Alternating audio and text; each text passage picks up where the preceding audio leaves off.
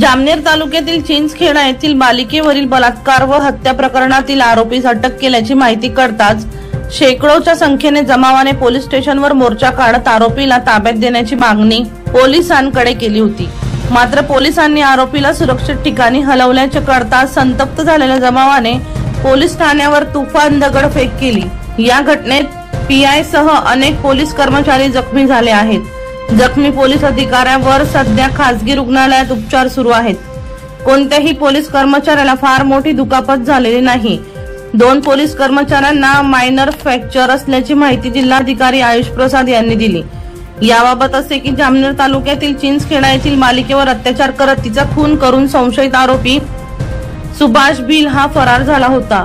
अखेर सुभाष भिल याला गुरुवारी भुसावळच्या पोलिसांनी अटक केली। आरोपीला पोलिसांनी अटक केल्याची माहिती कळताच जमावाने पोलीस स्टेशनवर मोर्चा काढला।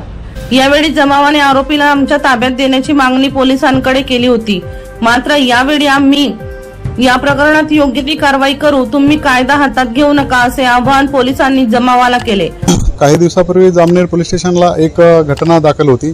त्या घटनेतील आरोपी आपल्या पोलिसांनी आज त्याला ताब्यात घेतलेलं होतं। त्या कारणावरून बेकायदेशीर जमाव पोलीस स्टेशन समोर जमलेला होता।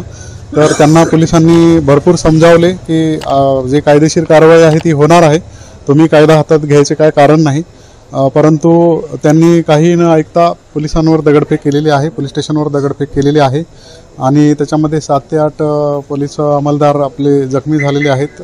पोलीस स्टेशनचे जे अधिकारी आहेत ते जखमी झालेले आहेत। तात्काळ माननीय पोलीस अधीक्षक, अपर पोलीस अधीक्षक चाळीसगाव आणि इतर अधिकारी तात्काळ पोहोचून त्यांनी परिस्थिती नियंत्रणात आणलेली आहे आणि आता तिथं परिस्थिती शांततापूर्ण आहे। सर्व जे आरोपी आहेत संपूर्ण त्यांचे व्हिज्युअल पूर्ण डिटेल्स आमच्याकडे आहेत। त्याच्यातले कुणालाही आम्ही सोडणार नाही, प्रत्येक जण अरेस्ट होईल त्याच्यामधला।